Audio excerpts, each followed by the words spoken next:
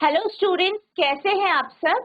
आशा करती हूँ आप अच्छे होंगे और अच्छे से अपनी पढ़ाई कर रहे होंगे।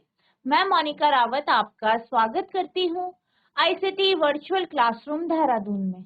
बच्चों, आज हम क्लास 10th का जो आपका सब्जेक्ट है साइंस, उसका chapter magnetic effect of electric current को कंटिन्यू करेंगे। पिछले लेक्चर में हमने ये जाना था कि जो आपके पास एक कॉइल होता है, सर्कुलर कॉइल होता है, उसके कारण जो है मैग्नेटिक फील्ड किस तरीके से यहाँ पे उत्पन्न होती है, ये हमने देखा। पैटर्न क्या होता है, कुछ एक्सपेरिमेंट्स के माध्यम से हमने इसे जाना। आज हम बात करेंगे सोलोनॉइड की। ठीक है, तो यानी जब आपके पास एक सोलोनॉइड होता है तो उससे अगर आप धारा प्रवाहित करते हैं तो कैसी मैग्नेटिक फील्ड या चुंबकीय क्षेत्र उत्पन्न होता है। तो यानी आपका टॉपिक है magnetic field due to a current in a solenoid, परिनालिका में विद्युत धारा के कारण चुंबकीय क्षेत्र। ठीक है, तो यहाँ पे हम परिनालिका के बारे में बात करेंगे और इसके कारण उत्पन्न होने वाले चुंबकीय क्षेत्र के बारे में बात करेंगे। सबसे पहले हम परिनालिका के बारे में बात कर लेते हैं।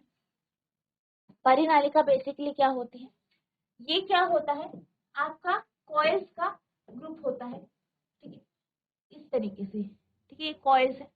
अब ये जो कॉइल है या जो तार है उसे आपने किस पे लपेटा है? एक सिलेंडर में। ठीक है, एक सिलेंडर लिया, उस पे आपने क्या किया, तार को लपेट दिया, तो आपके पास कॉइल आ जाती है। इसी को हम क्या कहते हैं? सोलोनॉइड कहते हैं। क्या कहते हैं? सोलेनॉइड। अगर हम सोलोनॉइड की बात करें तो सोलोनॉइड की जो तार होती है बेसिकली इंसुलेटेड होती है, यानी इसके बाहर से एक कवरिंग होती है। ठीक है, तो सोलोनॉइड क्या है? यहाँ पे आपके पास कॉइल्स होती है और बेसिकली एक तार को हम किसी सिलेंडर पे रैप करते हैं, इंसुलेटेड तार को, तो हमें सोलोनॉइड प्राप्त होता है। A coil of many circular turns of insulated copper wire wrapped closely in the shape of a cylinder is called a solenoid। क्या कहा गया है? कहा यह गया है कि एक कॉइल जिसमें सर्कुलर टर्न्स होंगे बहुत सारे और वो इंसुलेटेड है, ठीक है, उसे हम सिलेंडर के ऊपर रैप करते हैं, लपेटते हैं, उसी को हम क्या कहते हैं? सोलेनॉइड कहते हैं। इंसुलेटेड तांबे की तार से लिपटे हुए कई गोलाकार घुमावों की एक कुंडली एक सिलेंडर के आकार में बारीकी से घूमने को क्या कहते हैं? सोलेनॉइड कहते हैं। तो सोलेनॉइड आपका कुछ आपका यहाँ पे आप देख सकते हैं इस तरीके का होता है।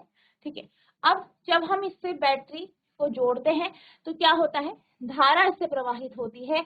इस धारा के कारण इसके चारों तरफ चुंबकीय क्षेत्र उत्पन्न होता है। ठीक है, तो यहाँ पे चुंबकीय क्षेत्र उत्पन्न होता है और जब हम चुंबकीय क्षेत्र को यहाँ पे ऑब्जर्व करते हैं तो देख पाते हैं कि इसका जो चुंबकीय क्षेत्र है वो कुछ कैसा है? वो जो है आपके बार मैग्नेट के जैसा है।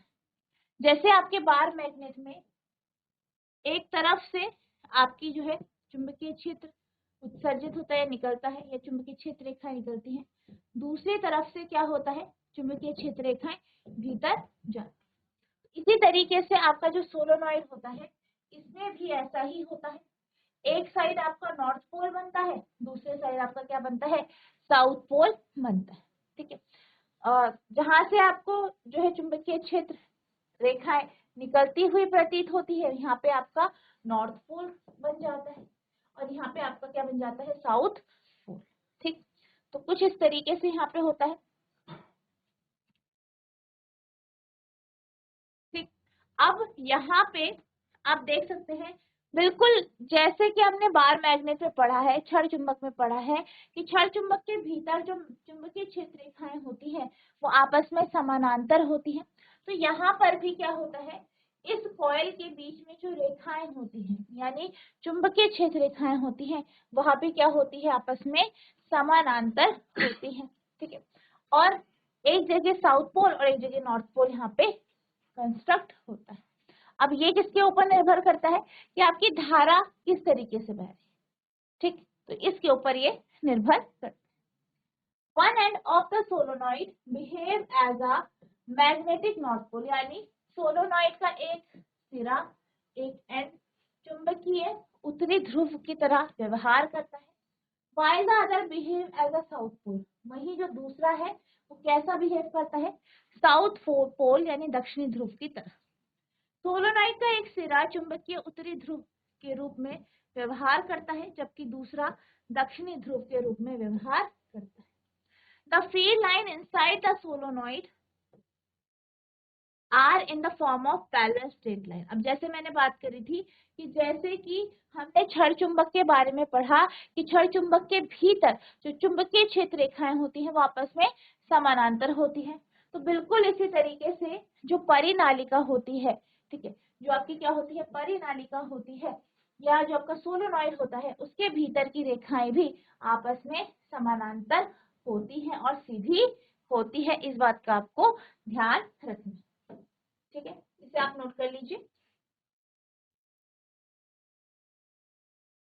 अब क्या होता है कि जो आपका सोलोनॉइड होता है, सोलोनॉइड के चारों तरफ जो चुंबकीय क्षेत्र रेखाएं आपको दिखती हैं वो बेसिकली आपको चुंबकीय क्षेत्र की स्ट्रेंथ बताती है, ठीक है। अब अगर क्या होता है कि इसी तरीके से अगर हम क्या करें, एक कोर लें, मान लीजिए आप एक स्टील की रॉड ले लेते हैं, उसके चारों तरफ आप इंसुलेटेड वायर यानी ऐसी तार जो कि बाहर से क्या है, कवर्ड है, उसको आप उसके चारों तरफ लपेटते हैं, फिर इसे तार के माध्यम से, बैटरी और स्विच के माध्यम से इस तरीके से जोड़ते हैं और इससे धारा प्रवाहित करते हैं, तो आप क्या देख पाते हैं कि आपका जो सोलोनॉइड है उसके मैग्नेटिज्म बढ़ जाता है, ठीक है। तो यही आपका क्या होता है, इलेक्ट्रोमैग्नेट कहलाता है, ठीक है।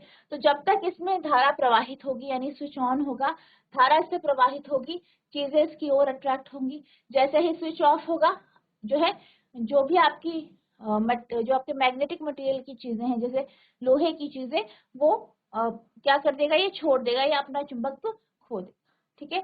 तो आपका इलेक्ट्रोमैग्नेट क्या होता है, इलेक्ट्रोमैग्नेट बेसिकली एक सोलोनॉइड ही है, ठीक है, सोलोनॉइड ही होता है। इसमें बीच में आप एक स्टील के रॉड डाल देते हैं, ठीक है, या मैग्नेटिक मटेरियल की रॉड डाल देते हैं जिससे इसका मैग्नेटिज्म बढ़ता है, ठीक। तो ये आपको ध्यान रखना है। अब जैसे कि हमने बात करी कि जो हमारा सोलोनॉइड होता है इसके जो बीच का हिस्सा है, यहाँ पे चुंबकीय क्षेत्र रेखाएं आपस में क्या होती हैं, समानांतर होती है। और मैंने क्या कहा कि ये क्या बताती है, चुंबकीय क्षेत्र रेखाएं चुंबकत्व को बताती है, यानी मैग्नेटिक स्ट्रेंथ किसे बताती है, मैग्नेटिक स्ट्रेंथ को ये बताती है कि मैग्नेटिक स्ट्रेंथ कितनी हो। अब जहां पर आपकी जो लाइनें हैं या जो आपकी क्षेत्र रेखाएं हैं वो घनी है, ठीक है, घनी है, उनका घनत्व ज्यादा है, तो यहाँ पे आपकी जो मैग्नेटिक स्ट्रेंथ है वो ज्यादा होगी। वहीं जहाँ पे ये दूर दूर है वहां पे क्या हो जाएगा, आपका कम हो जाएगा मैग्नेटिक स्ट्रेंथ, ठीक है। तो हमने क्या कहा, हमने ये कहा कि जैसे कि आपका बार मैग्नेट होता है, बार मैग्नेट के भीतर जो चुंबकीय क्षेत्र रेखाएं होती हैं ये समानांतर होती हैं, तो बिल्कुल उसी तरीके से ही आपके सोलोनॉइड के भीतर भी चुंबकीय क्षेत्र रेखाएं समानांतर होती है। अब इसका अर्थ क्या है, इसका अर्थ यहाँ है, ये है कि यहाँ पे जो मैग्नेटिक स्ट्रेंथ होगी, जो चुंबक तो होगा वो बराबर होगा, यानी हर एक पॉइंट में, हर एक पॉइंट में, हर एक पॉइंट पर, ठीक है, हर एक पॉइंट पर जो चुंबकीय क्षेत्र होगा वो बराबर होगा यानी इक्वल होगा। कहाँ पे, जहाँ पे आपकी चुंबकीय क्षेत्र रेखाएं समानांतर, इस बात का आपको ध्यान रखना। This indicate that magnetic field is same at all point inside the solenoid, यानी इसका मतलब यह है कि जो चुंबकीय क्षेत्र है वो सोलोनॉइड की हर एक पॉइंट पर यानी उसके भीतर एक जैसा या एक समान होता है। That is the field is uniform inside the solenoid. इसका मतलब क्या है कि जो सोलोनॉइड होता है इसके भीतर जो फील्ड होती है, जो क्षेत्र होता है वो एक जैसा होता है। यह इंगित करता है कि चुंबकीय क्षेत्र सोलोनॉइड के अंदर सभी बिंदुओं पर समान है, अर्थात परिनालिका के अंदर क्षेत्र एक समान है, ठीक है। तो ये यहाँ पे बताया गया है, ठीक है, आप इसे नोट करेंगे।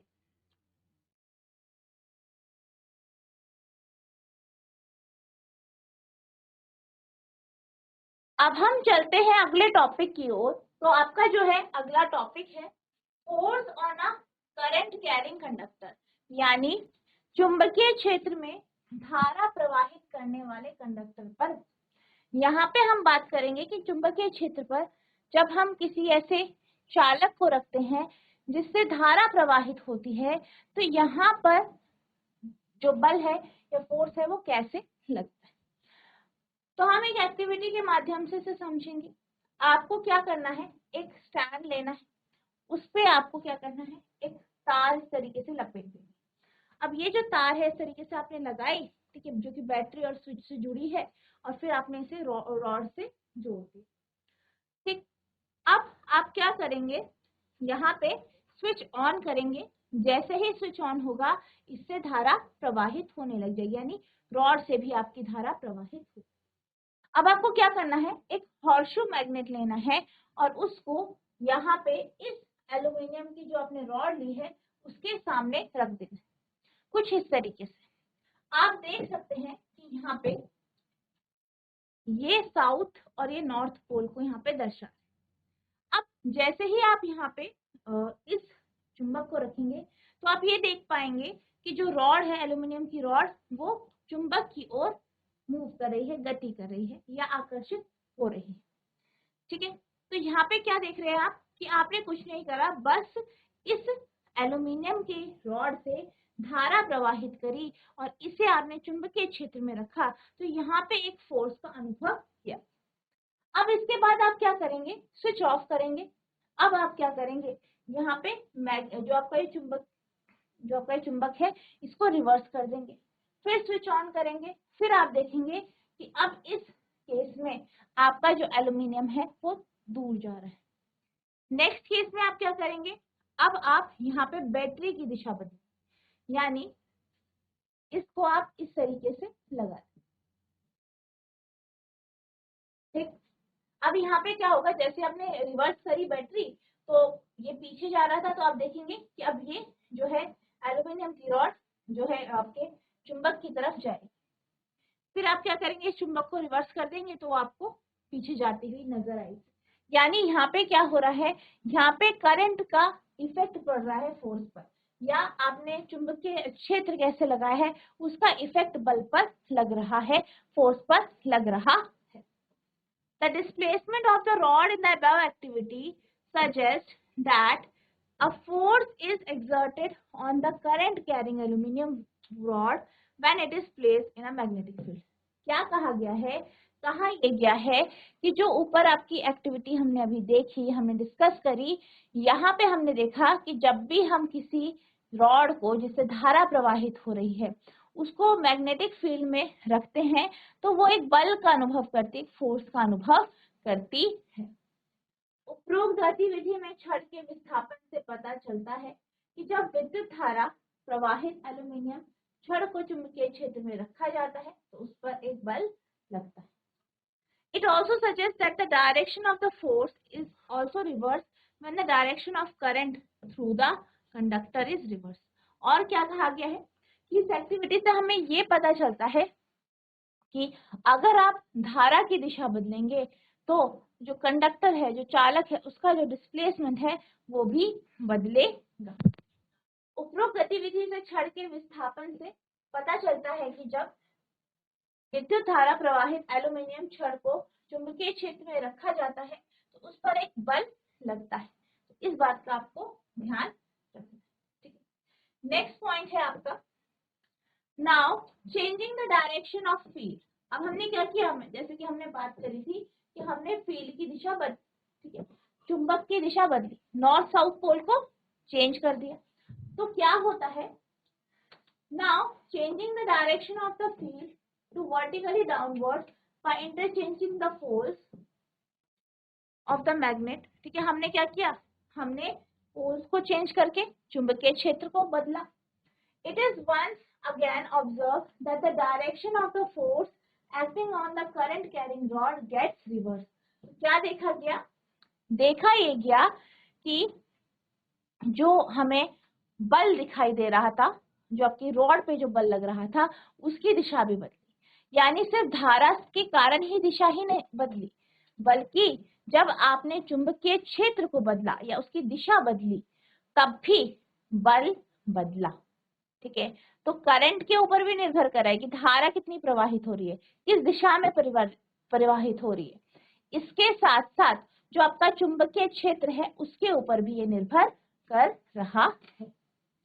अब फील्ड की दिशा को लंबवत नीचे की ओर बदले, चुंबक के दोनों ध्रुवों को आपस में बदलना। एक बार फिर यहाँ देखा गया कि धारा प्रवाहित छड़ पर लगने वाले बल की दिशा उलट जाती है या बदल जाती है। ठीक है, तो ये यहाँ पे हमें समझ में आता है। It shows that the direction of force on the conductor also depends upon the direction of current and the direction of magnetic field. ठीक है, तो हमें यहाँ पे इस एक्सपेरिमेंट से क्या पता चला कि एक चालक है जिससे धारा प्रवाहित हो रही है, तो उस पे जो बल लगेगा वो धारा के ऊपर निर्भर कर रहा है, यानी करंट की दिशा क्या है उसके ऊपर निर्भर कर रहा है। साथ ही साथ चुंबकीय क्षेत्र की दिशा क्या है इसके ऊपर भी निर्भर करता है। इससे पता चलता है कि चालक पर लगने वाले बल की दिशा धारा की दिशा और चुंबकीय क्षेत्र की दिशा के पर निर्भर करती है। ठीक है, तो इस बात का आपको ध्यान रखना। ठीक है, नोट करिए।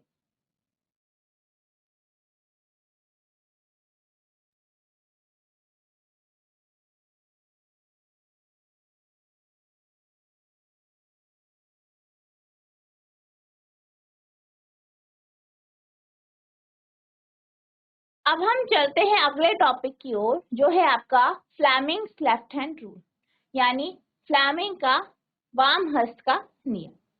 यहाँ पे आप क्या करेंगे, अपना बायां हाथ यानी लेफ्ट हैंड आप आगे बढ़ाएंगे, अंगूठा और जो आपकी मध्यमा है और मध्यमा और तृजनी उंगली है इनको आपको परपेंडिकुलर रखना है, लंबवत रखना है।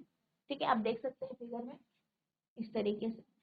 ठीक है, तो यहाँ पे क्या होगा, जब आप इस तरीके से रखेंगे तो जो आपका अंगूठा है वो फोर्स यानी बल की दिशा को दर्शाएगा, मध्यमा आपकी करंट यानी धारा की दिशा को दर्शाएगी, और तृजनी उंगली जो है वो क्या दर्शाएगी, आपकी मैग्नेटिक फील्ड यानी चुंबकीय क्षेत्र। तो इसके माध्यम से अगर आपको पता है कि धारा कहाँ पे जो है प्रवाहित हो रही है, चुंबकीय क्षेत्र कहाँ पे लग रहा है, तो आप बल को आसानी से यहाँ पे निकाल सकते हैं। ठीक है, तो ये आपका हो गया Fleming's left hand rule, Fleming का वाम हस्त का नियम। ठीक है, तो ये आपको ध्यान रखना है कि क्या ये कहता है, नोट करेंगे इसे।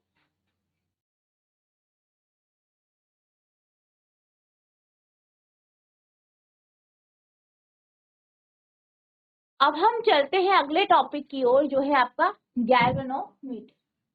गैल्वेनोमीटर आपका कुछ इस तरीके से एक इंस्ट्रूमेंट होता है जिसके माध्यम से आप ये जान पाते हैं कि किसी सर्किट में धारा है या नहीं। बेसिकली गैल्वेनोमीटर का उपयोग जो है माइन्यूट करंट को डिटेक्ट करने के लिए यहाँ पे किया जाता है। जो माइन्यूट करंट होता है उसको हम डिटेक्ट इसी के माध्यम से करते हैं।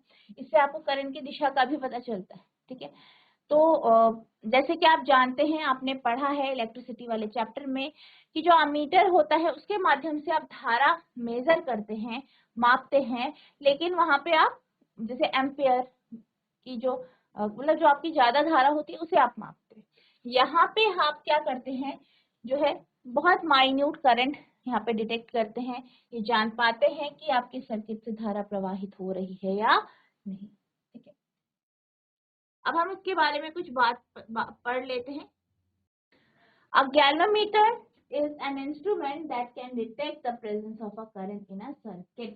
क्या कहा गया है, कहा यह गया है कि गैल्वेनोमीटर एक ऐसा इंस्ट्रूमेंट है, ऐसा उपकरण है जिसके माध्यम से हम जो है सर्किट में धारा है या नहीं ये जान पाते हैं। गैल्वेनोमीटर एक उपकरण है जो पता लगा सकता है कि किसी परिपथ में धारा की उपस्थिति है या नहीं। नेक्स्ट पॉइंट है, the pointer remain at zero, यानी पॉइंटर जीरो पे रहता है कब, for zero current flowing through it, यानी जब आपके सर्किट से धारा प्रवाहित नहीं हो रही है करंट जीरो है, तो उस केस में गैल्वेनोमीटर में भी आपका जीरो शो होता है। इसके माध्यम से प्रवाहित होने वाली शून्य धारा के लिए सूचक शून्य रहता है। It can deflect either to the left or to the right of the zero mark depending on the direction of the current. यानी क्या होता है, यहाँ पे आपका जीरो पे क्या होता है, आपका जो है इसकी सुई होती है। अब क्या होता है, ये आपकी लेफ्ट यानी बाईं ओर और दाहिनी ओर दोनों तरफ डिफ्लेक्ट कर सकती है according to the direction of the current, यानी करंट की जो डायरेक्शन है, जो दिशा है, उसके अकॉर्डिंग ये बाईं ओर और दाहिनी ओर मुड़ सकती है या मूव कर सकती है या डिफ्लेक्ट हो सकती है। यह धारा की दिशा के आधार पर शून्य चिन्ह के बाईं या दाईं ओर विक्षेपित हो सकती है। तो ये आपको ध्यान रखना है, आपसे नोट करेंगे।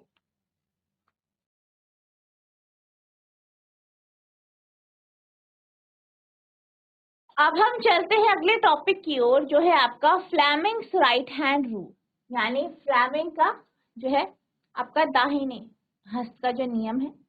यहाँ पे आप अपने राइट हैंड को आगे स्ट्रेच करेंगे और ये जो अंगूठा है, ठीक है, मध्यमा है, तर्जनी उंगली है, इन्हें आपस में परपेंडिकुलर रखेंगे। तो जब आप इस तरीके से रखते हैं तो यहाँ पे जो आपका अंगूठा है वो फोर्स की दिशा यानी बल की दिशा को दर्शाता है। जो आपकी त्रिजनी उंगली है, ठीक है, त्रिजनी उंगली जो है वो आपके चुंबकीय क्षेत्र को दर्शाती है।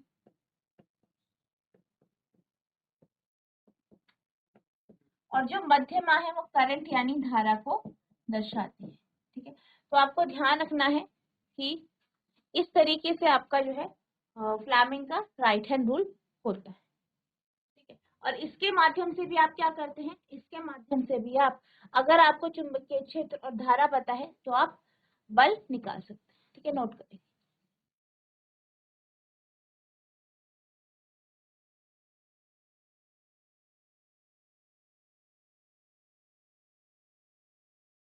अब यहाँ पे जैसे कि हमने ये देखा कि किस प्रकार से आपका फ्लेमिंग का राइट हैंड रूल लगता है, तो और मैंने ये कहा कि अगर आपको धारा और जो है चुंबकीय क्षेत्र की दिशा पता है तो आप बल की दिशा निकाल सकते हैं आसानी से। यहाँ पे आप देख सकते हैं कि यहाँ पे आपका राइट हैंड का यहाँ पे यूज किया जा रहा है, ठीक है, दाहिने हाथ का यहाँ पे यूज हो रहा है। वहीं जब हमने लेफ्ट हैंड की बात की थी, लेफ्ट हैंड रूल की, तो वहां पे भी आपका सेम ही रूल लग रहा था, इसी तरीके से आपका पूरा लग रहा था, लेकिन यहाँ पे बाएं हाथ का उपयोग किया जा रहा था बल की दिशा को निकालने के लिए। तो इन दोनों का उपयोग हम जो है चुंबकीय क्षेत्र और अगर हमें धारा पता है तो हम बल की दिशा को निकालने के लिए करते हैं। तो इस बात का आपको ध्यान।